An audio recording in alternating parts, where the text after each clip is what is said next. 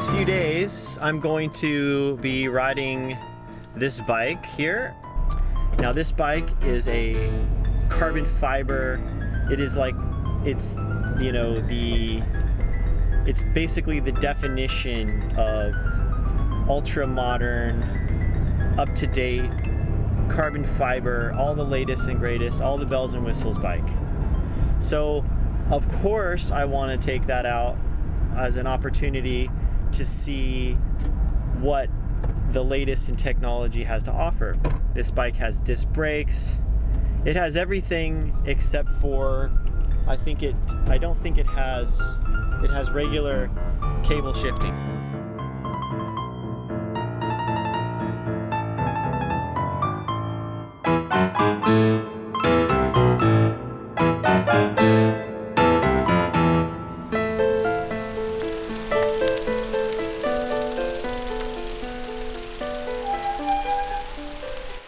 He said, just don't scratch it. That's all he said, just don't scratch it. So let me give you the quick backstory on how I ended up with this bike. So this bike belongs to a friend of mine, and he was heading out on a vacation, and so the bike was just going to be sitting around at his house, and he offered to let me borrow it while he was away on vacation. This is definitely not the type of bike I would normally choose to ride. As many of you know, I'm more interested in like custom bikes, steel, titanium. I'm even open to aluminum. Well, it's starting to rain. I'm gonna step over here.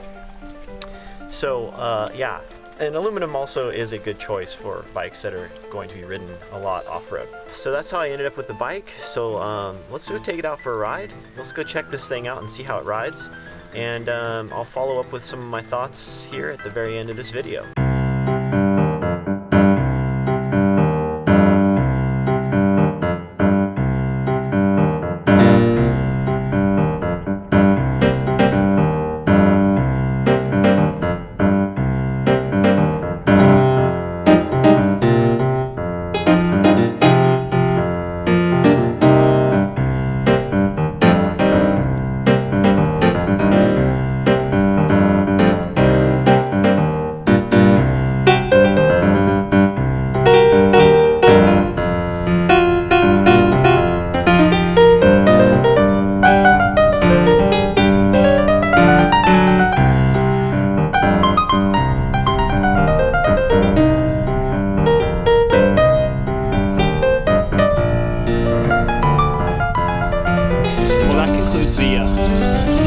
Segment here. I felt like I was going pretty good.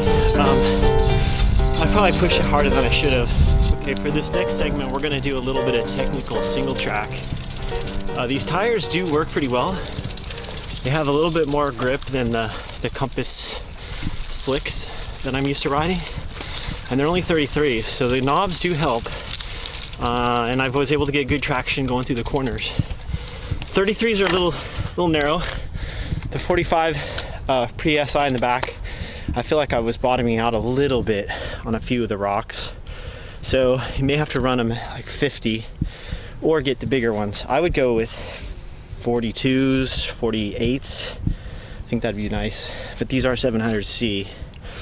So that might be a little push, that might be pushing it for this frame. All right, but let's do this technical single track now. See how it rides over the rocks and that sort of thing.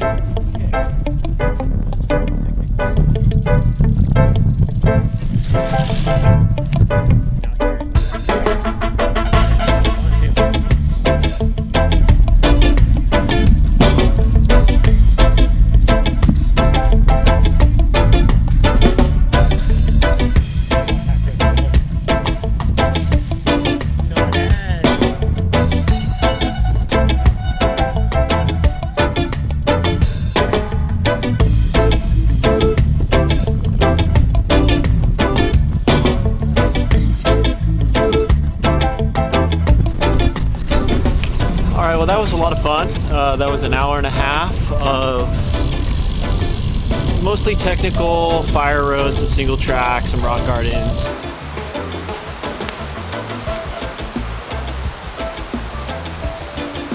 Today we're going to do basically a classic mixed terrain ride. We're going to have about 75% road and about 25% gravel and single track. To me, this ride is a good example of what this bike is really best suited for. This is kind of a ride where you would basically head out for on a Saturday morning, and you don't exactly have exact plans for the day. And so a bike like this gives you a number of options. 8, 9, 10, 11. So it's an 11 by 32, 11 speed. It has the Shimano Ultegra long cage rear derailleur. It has the SPD pedals and a standard compact road double on the front with a 50-34. This is a 175 millimeter crank. I think the frame size of this bike fits me really well, and the tires do roll pretty well on the asphalt. They are a little noticeably slower than a set of faster slick tires. While I do like the braking power of the disc brakes, I have noticed that they rub a little bit, especially out of the saddle when you're climbing.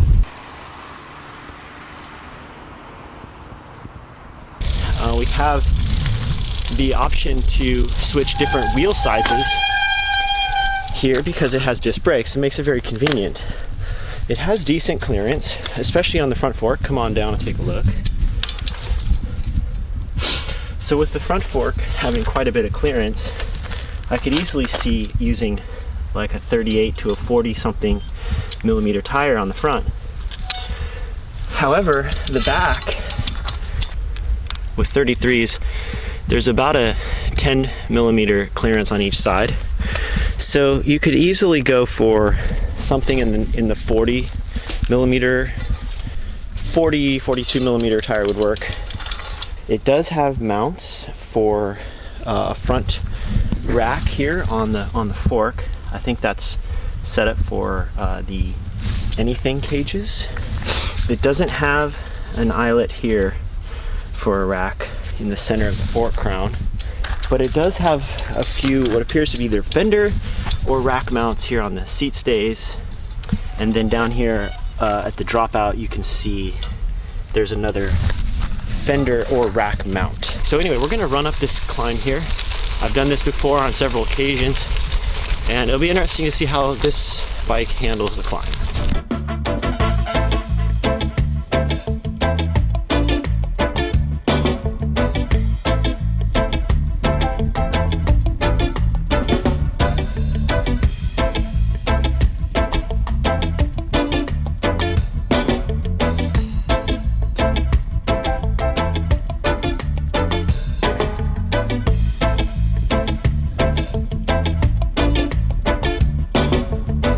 Definitely was a little easier to climb out of the saddle on this bike, but the weight aspect didn't feel much different. I think the gearing is road gearing, so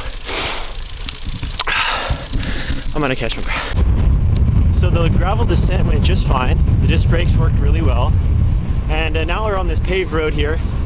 This takes us over to the next gravel climb on today's route. So this is the day after the solstice. This is the second shortest day of the year, and it's beautiful out. Okay, so this is the second gravel climb of the day. This one's a little shorter. I think it's like 300 or 400 feet of elevation. And now I'm getting ready to drop down this single track old fire road here. It used to be an actual road, but it's become a single track over the years. So we're gonna drop down here. We get to a creek washout. I've only been able to actually make that creek washout without getting off my bike once, and that was actually on my steel touring bike of all things. But we're gonna go ahead and give it a try on this bike today. We'll see if we can clear it. And then at that point, we're gonna drop down, and then we have a paved, the biggest climb of the day is coming up, and it's a paved climb. It's about 1,700 feet. And then we drop down another similar type of single track as this one. It's a little bit different, but there is a creek crossing at the bottom.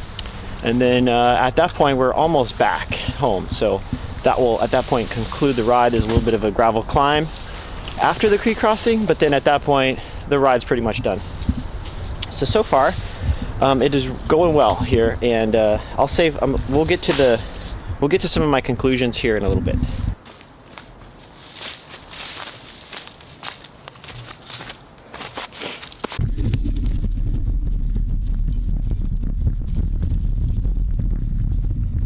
Okay, here's the creek washout, and let's see if I can get it today. It's a little muddy. Oh man. All right, here we go. Oh, no way. Oh. Damn it. This is Old Cazadero Road. It's about a 20-minute climb, give or take a few minutes, depending on your fitness. I'm feeling sluggish today, so I don't know what it'll be, but I'm guessing 22 to 24. Well, if there was any time that I wish I had a drone, it would be today. Check out this view.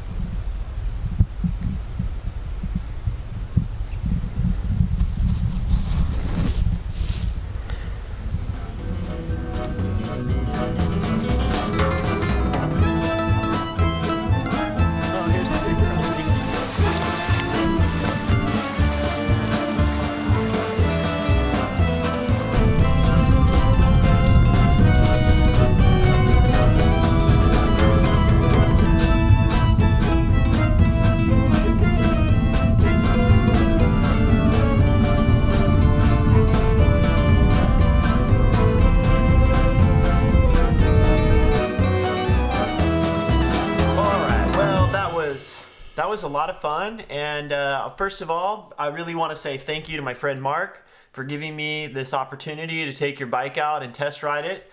I have nothing bad to say about your bike, so you can rest assured there. It's a super sweet bike. But I do want to kind of give my opinions on what the bike was like and what I liked about it and some of the things I might do differently if I were to pick out a bike like this.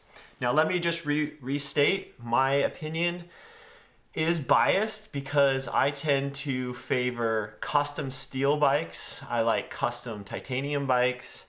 I like custom bikes in general, so I am biased. So take this whole review for what it's worth. If you're interested in like a high performance all-road racing bike, I would say that a bike like this is gonna really fit that bill well.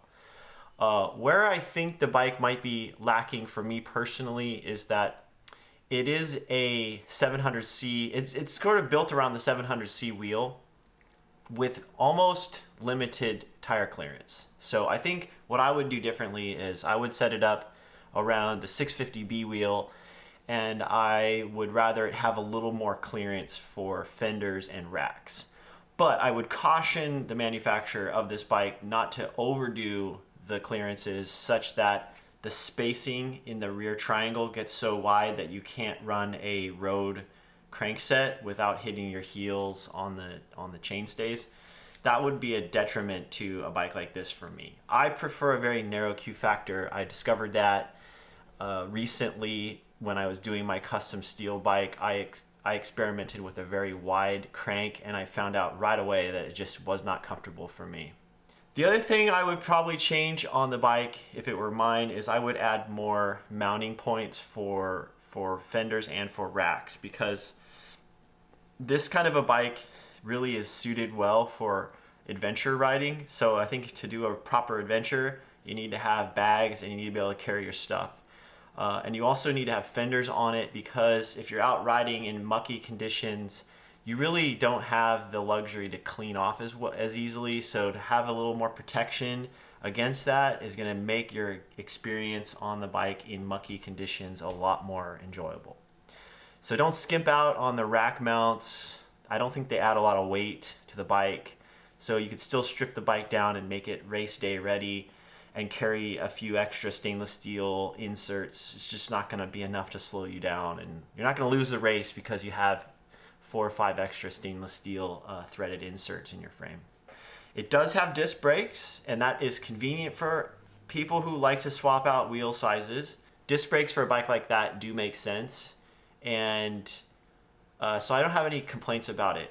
Me personally, I would just stick to rim brakes. I just like them. So if I were to get a bike like this, I would probably get maybe Paul center pull brakes, or I'd get Paul V brakes or something, because that to me is just a simple way to go. And if you had any problems out in the wilderness somewhere, it might be easier to fix it than having a hydraulic disc brake fail while you're out touring somewhere far away. This bike has that, so if that's what you're looking for, they're there. They don't make a rim brake option anyway, so that's not going to happen for you. So if you want rim brakes on a bike like this, there's probably fewer and fewer options out there off the shelf to pick from. And I don't know if they're making carbon fiber bikes with rim brakes for gravel racing, so they probably don't even have that. But anyway, I'm getting off track. What else did I like about the bike? I like the geometry. I like how light it is. It's definitely a light bike. It's not as light as a road bike, but it is very light. So if you're, again, race day ready, it's a race day ready bike. It's super light for off-road racing. The bike felt very stable. It had more of the front end felt a little bit more upright. I think it's probably because the fork is a little bit longer on a bike like this. So I did tend to feel like I was sitting more like upright, and which felt good on some of the downhills, the technical downhills that I was doing. It felt good on the road. The tires were not a great road choice, but I think they really were meant to be like cyclocross racing tires.